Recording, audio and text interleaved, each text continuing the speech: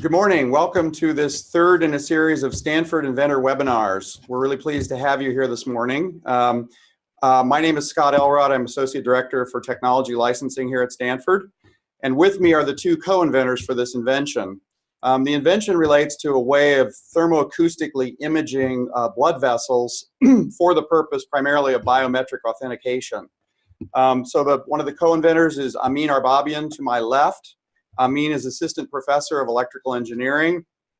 He got his MS and PhD from UC Berkeley and his bachelor's from Sharif University of Technology.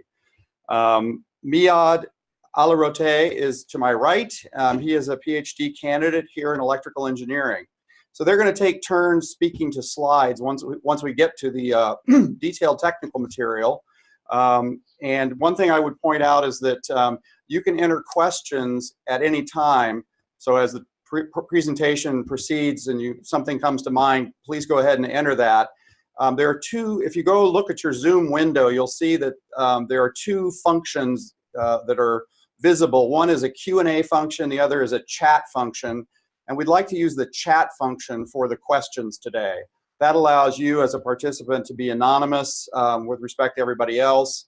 So please use the chat function and feel free to type questions in at any time. So with that, I think we'll launch into the technical content. And maybe I would ask you, Amin, first, if you could just tell us a little bit about your overall research agenda within your group. Yes, thank you, Scott. Good morning, everybody.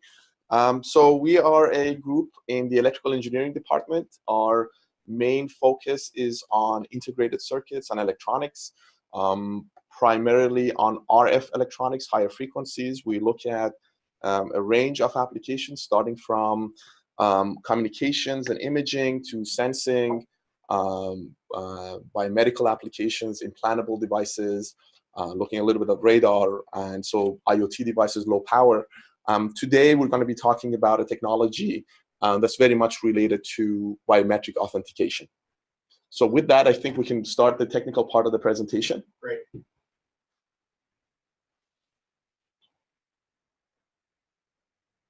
Okay, so today's technology is about thermoacoustic biometric authentication. This is basically a work that we had done at Stanford with Miad, who's going to be talking about some parts of this technology. So let's get started. If you look at the general trend of technology today, there are two major observations. One is that there's more and more dependence and data moving to the cloud. And the other is that we rely more and more of our IoT devices that are at home, in the office, or in the environment. So both of these trends sort of show increased dependency on safe and secure biometric or any sort of authentication. Today, authentication is mainly done with password protection, which is limited in security. It's also done with fingerprint detection, which is sort of a biometrics.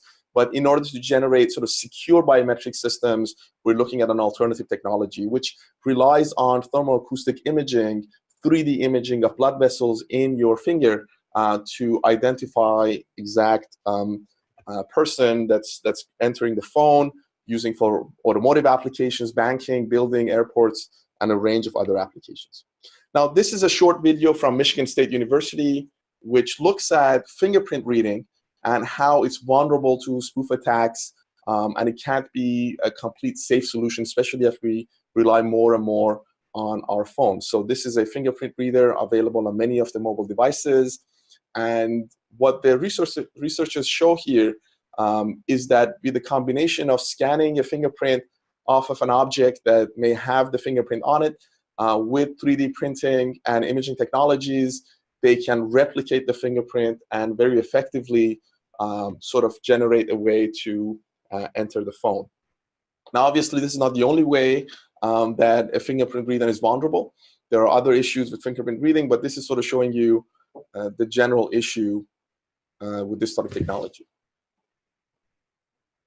Okay, so that sort of shows what the vulnerabilities are. There's a similar sort of technology, again, looking at an iris scanner, where an iris scanner, again, is vulnerable if you have a high-quality image of the eye. So that's another sort of thing. I'm not going to go through this video entirety, but it's basically showing that there are vulnerabilities to any sort of biometric technology that's exposed. So if we take a step back and say, well, these are the trends, and we want to look at new technologies in the space, specifically the biometric space, what are the requirements? The requirements are generally that we have unique identification, so we need to look at metrics and physical parameters that are unique from person to person. We want the results to be repeatable and robust, low false alarm rate, and insensitive to variations, environmental variations, or any sort of variations that are from surface or testing. Now, recently there's been a range of technologies because of this interest in the space. The industry has been looking more and more into alternative ways of doing biometric authentication and other sorts of authentications. We see a range of companies, for example, Slick Login, which was acquired by Google, I think.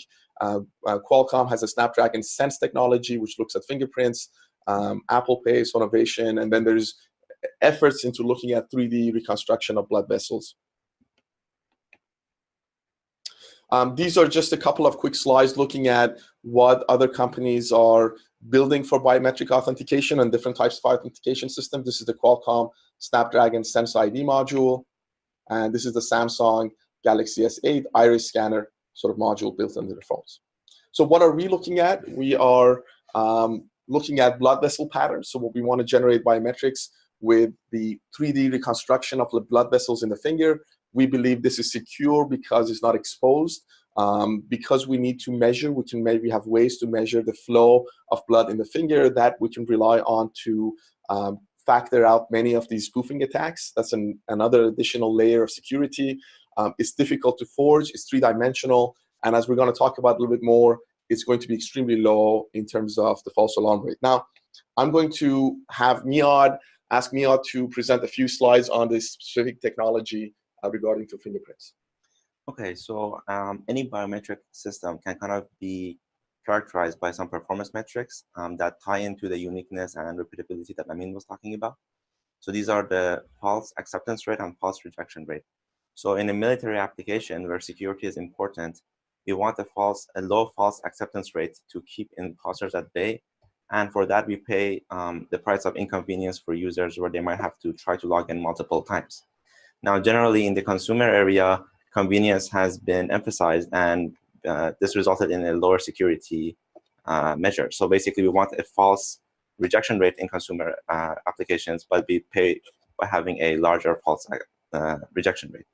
So we want to kind of have a sweet spot and minimize both of these parameters. And early studies by Yanagama et al. In 2007 showed that a 2D image of these blood vessels demonstrated a much lower false acceptance rate and false rejection rate, basically giving us a lot of potential with this biometric imaging technology. Now, others have built upon this work. In particular, Hitachi demonstrated imaging of these blood vessels using infrared scanners with the modules shown here. And their comparisons, again, showed a much lower false acceptance rate and a comparable false rejection rate. So essentially, this is allowing us to get into the sweet spot, and we want to take advantage of this potential. Okay, so let's talk a little bit more about the specifics of what we are proposing here. So our fingerprint reader relies on the thermoacoustic effect, and the thermoacoustic effect is essentially that we expose the tissue with microwave or optical excitation that generates small thermal expansions that give off ultrasonic waves. We intercept the ultrasonic waves and sort of reconstruct an image based on that. So with this method, we use a combination of microwaves and ultrasound. The microwave gives you contrast information, spectral information, and ultrasound gives you structural and resolution. So the combination of the two sort of gives you enough of the features that you need to reconstruct the blood vessel library that generates these low false alarm rate detections. Now, potential for thermoacoustic imaging. One thing we have to emphasize that the temperature rise we discussed is only in the millikelvin regime. We're not talking about large temperature rises. These are instantaneous, very low temperature rises. And we also have a reasonably high contrast and resolution for 3D imaging. Now, photoacoustic is sort of a cousin of thermoacoustic imaging. The excitation is done with a laser source. The problem for this particular application area is that photoacoustic is going to be challenged for eye safety, and then the optics and the lasers required are going to be more bulky. Now, thermoacoustic gives you an opportunity to have sort of an integrated solution, an all-electronic solution. It gives you the required contrast and resolution we need, and the cost factor is more amenable for integration into phone form factor because of the electronic integration. So here are some of the initial results we've demonstrated. These are some proof of principles showing that we can image an earthworm was using as one of the targets that we reconstructed, and a scallion plant. You can see that millimeter and sub-millimeter resolution. You can also observe that we have contrast. So this is proof of concept with thermoacoustic imaging on semi sort of in vivo experiments where we looked at earthworms and scallion plants. Now, conceptually, what we're proposing here is that we have a fingerprint reader, which has essentially an linear array of transducers that would be used to swipe the finger. There is also RF excitation. The transducers will have certain characteristics in terms of sensitivity. We're not relying on any specific technology for the transducers, but we need the sensitivity numbers. And then there's excitation, and everything is to be integrated in a sort of a planar and scalable sort of fashion. Now, with that, I'll go back to describing Miyad will go back to describing some of the specifics of the imaging aspects. Right. So it's important to kind of put things in perspective when we're considering the ideal conceptual system that Emmy was talking about. Basically, the benefit of the microwave contrast results in a 30 to 40 dB dynamic range in our signals. And, comparing that to traditional ultrasound where 70 to 120 dB is required, this gives us a good opportunity to use much more simple electronics and lightweight electronics, something that can actually be fit into a mobile platform. And the way we kind of determined these characteristics was to run an experiment with a controlled phantom. And as you can see at the bottom left, we had a saline layer in the blue modeling the skin, as well as a saline layer in red modeling the blood vessels. And what we saw is that the expected signals are between 0.1 pascals to 10 pascals, giving us around a 40 dB dynamic range. So what this allows us to do is basically simplify our electronics and kind of move towards an integrated solution. And with that, I'll give it back to Emmy. Yes. So this sort of description concludes the technical part of our presentation. I'll leave this to Scott to sort of get into any questions, answers, and other aspects. Great. Thank you very much, both Amin and Arlete. If you look at this slide, you'll see that there's a reference number for this docket. It's S14-013. There's also a link. You can find more information about the innovation on our website, our Tech Finder website. Also, I'd point out that the website allows one to create a username and then actually put in some keywords so that you will automatically receive innovations as they become available.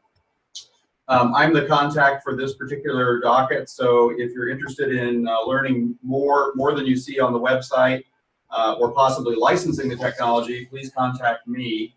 What I'd like to do now is open it up for questions. So I think we'll come back to this slide at the very end in case you didn't get a chance to write everything down. So we're going to go back to the video and pose some questions to Amin. And again, if you look around the frame of your Zoom window, you'll find there's a chat function and a Q&A function. We're asking people to enter their questions into the chat function. So there's one question that has come in. Are there ways the thermoacoustic image might be hacked? Obviously, I think some of these are always layers and layers of security. So for something to be 100% proof in security, you have to pay a lot of cost. So you can imagine what we're trying to do is a technology where you don't have any exposed information. But if somebody builds a very similar thermoacoustic imager and uses it in a seamless, inconspicuous way, some of these features could be extracted, although it'd be difficult because of the feature space being more unique when you're looking at the 3D reconstruction, and also some of the vitality, the blood flows aspects. But I don't think any of these technologies could be guaranteed to be 100% safe if enough resources are spent into trying to hacking them. This is just a way of eliminating the obvious exposed feature aspects, where you can only copy things with a simple image of the iris, or a simple picking up of a fingerprint from a glass or something you've touched. It eliminates those risks, but as Miad said, a military grade sort of system is not what we're shooting for. It's something that's reasonable sort of balance. Great. Here's another question. Does thermoacoustic imaging require surface contact, or can it be at a distance? And if it can be at a distance, how far away? That's a very good question. So we have other technologies and other projects that focus on a non-contact thermoacoustic imaging system. This is not what we are intending in this invention. This invention requires contact with, where you have to swipe your finger over the reader. The non-contact, I think, is another technology that has some IP at the Office of Technology Licensing for non-contact imaging. The application of this here, we focused on the contact version. Great. One question is, are there any real test results with human skin? No, we have not. So we've gone close to, the closest we have are the tissue phantoms, the earthworm, and the scallion plant, were sort of a semi-biological samples. We haven't done with the human skin. This is one of the things that we sort of anticipate as the next phase of the project. We've done the engineering proof of concepts, but we need to move it to more of a sort of into the wild, so to speak. Good. People in the audience may wonder, okay, this is an early stage technology. It's at the university. What is it going to take to get it to the right form factor to be a commercial product? How much more work might there be at Stanford? And then how much work do we imagine, or what kind of work do we imagine would be conducted by a company that wanted to take this on?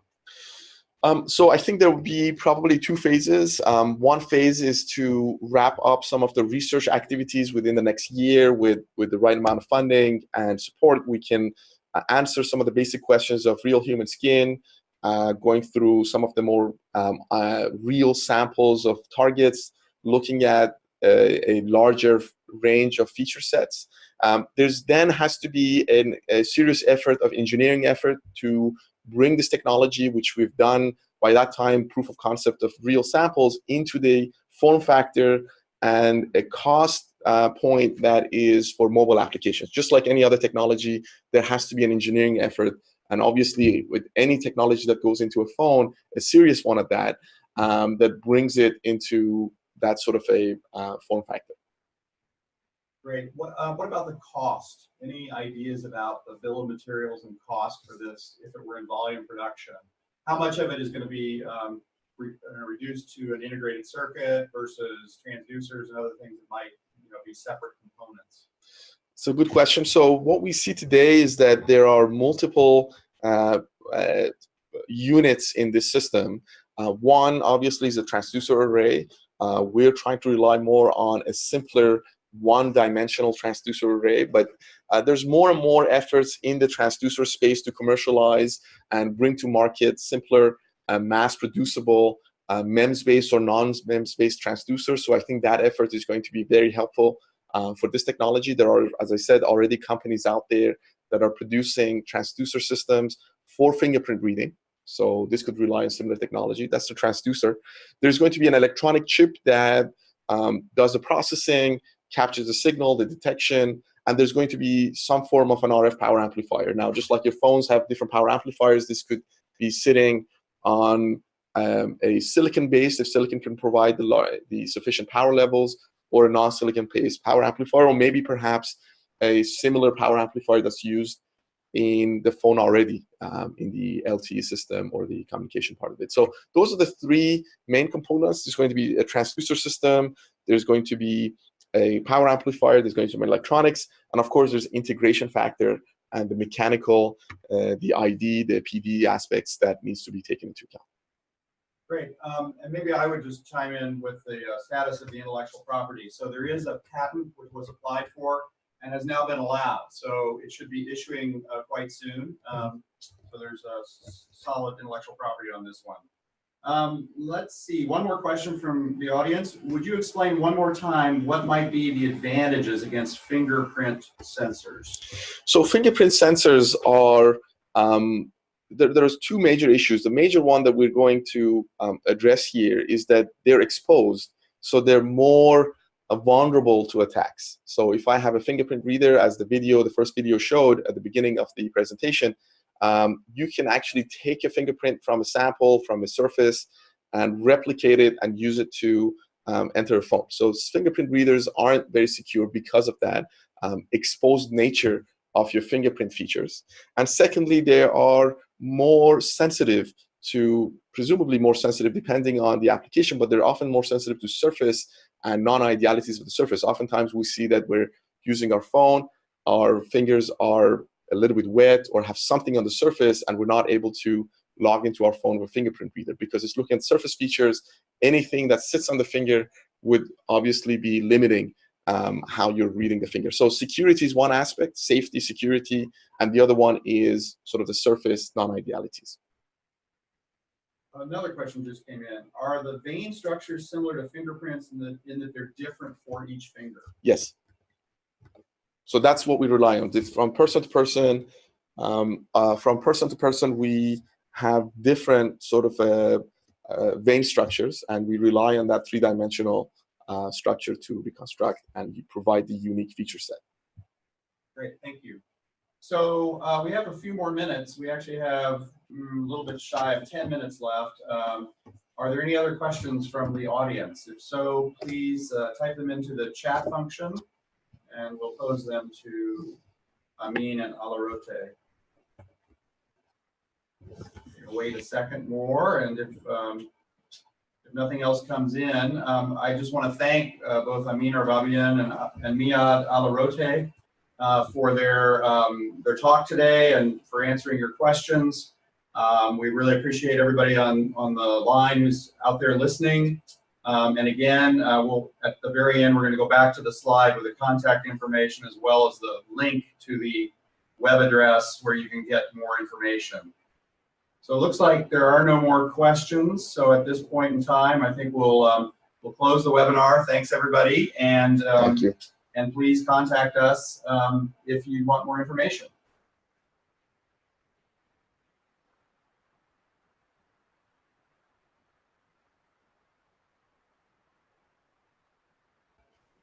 Okay. So actually, there was a question that came in after the bell, after the final gong. So let me pose it. How long to commercialization? And I think you sort of addressed this in the sense of there's still some research questions, and there's going to be an engineering effort for a company to undertake. Yes. In terms of the research, I think we might be able to estimate how long it would take to resolve those questions. I would just say, from my standpoint on the commercialization end, I mean, it seems like once the research questions are answered, it's an engineering effort, and it's going to be a question, it's more an issue of how much resource is put into driving the miniaturization and the integration. From my own experience, I could say, 2 years to a fully functional miniaturized prototype after the R&D research questions are completed here at Stanford. So you want to speak to the Stanford component? I think the Stanford part, about a year or maybe less than a year, around the year of research, answering some of the questions that actually came up. For example, doing measurements on real fingers and real skin, looking at larger feature sets, trying to extract these orthogonal bases for feature extraction. So some of the analysis and some of the measurements, moving them to more real scenarios, actual fingers. Those are the things that we want to focus on from a research perspective. But I think some of the development phase can actually, some part of it start in parallel even. Just like any other technology that goes into a phone, I think, as Scott pointed out, there has to be a serious effort behind it. This is a sort of a new technology, but what it has, I think, going for this technology is that the trend is towards relying more and more on secure features on our phones and our technologies today. So I think safer biometrics are one of the features to look into. So that's, I think, where the interest is coming from. Great. All right. I think with that, we will close, and we'll leave up this slide for a few more minutes in case people need to jot that down. And thanks again for attending. Thank you.